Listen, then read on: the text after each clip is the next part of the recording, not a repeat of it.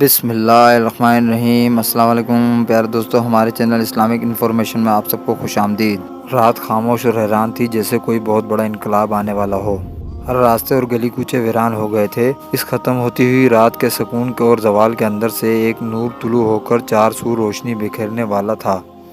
یہ کس کی آمد ہونے والی تھی کہ ہر مخلوق بے چین تھی۔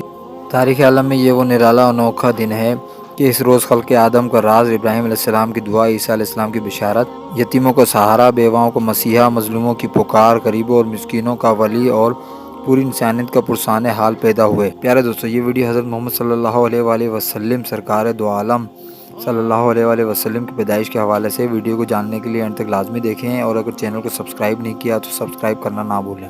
پیارے دوستو، اس رات میں بے شمار معجزات ہوئے جو اسلامی اور دیگر تاریخی کتابوں میں درج ہے۔ اگر ان معجزات کو تحریر کیا جائے تو قلم کی روشنی اور اوراق کم پڑ جائیں گے۔ نبی کریم صلی اللہ علیہ وآلہ وسلم کی ولادت سے قبل عرب میں خوشحالی تھی، اور کھیتوں اور سرسبز شاداب وادیوں میں خاک اڑ رہی تھی۔ جو ہی نبی کریم صلی اللہ علیہ وآلہ وسلم کی پیدائش کا علم ہوا تو اچانک دنیا ہی بدل گئی۔ زمین سبزہ دار ہو گئی، درخت ہرے بھرے اور پھلوں کے بوجھ دلے دبے ہوئے تھے۔ گھٹائیں جھم جھم کر آتی اور خوب بارش ہوتی۔ اس سال اس قدر انعام و اکرام ہوا کہ عربوں نے اسے خوشحالی کا سال نام دیا۔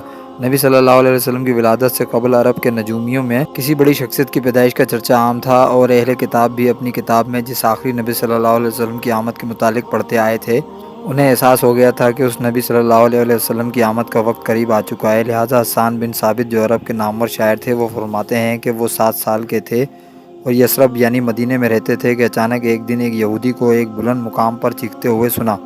وہ کہہ رہا تھا کہ اے یہودیوں، آج رات کا ستارہ طلوع ہو چکا ہے جس میں وہ پیدا ہو گیا۔ اس طرح کے بہت سارے واقعات عربوں کی تاریخ کتابوں میں ملتے ہیں، جس سے پتہ چلتا ہے کہ حضور اکرم صلی اللہ علیہ وسلم کی ولادت کے سال ہی لوگوں کو یہ احساس ہو گیا تھا کہ وہ عظیم ہستی کی تشریف آوری بہت قریب ہے، دنیا کی تاریخ کو بدل کر رکھ دیں گے۔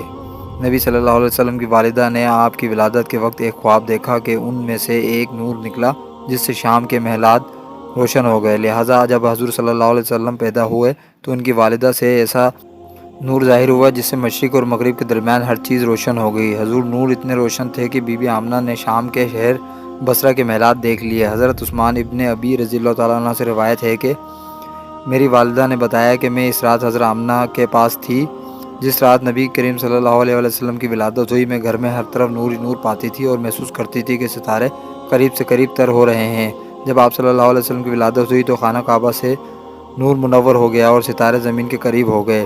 فرشتوں کے آہستہ اونچی آواز سے اعلان کیا، جبرائیل علیہ السلام بشارت لائے اور عرش خوشی سے جھوم اٹھا۔ حوریں اپنے محلات سے نکل آئیں اور عطر نچھاور کرنے لگیں۔ بی بی آمنہ رضی اللہ تعالیٰ عنہ کے گھر میں پرندے بھیج دیے گئے جو اپنی چونچوں کے ذریعے موتی بکھیر رہے تھے۔ بی بی آمنہ کے ارد گرد فرشتے کھڑے ہو گئے اور انہوں نے اپنے پروں کو پھیلا دیا۔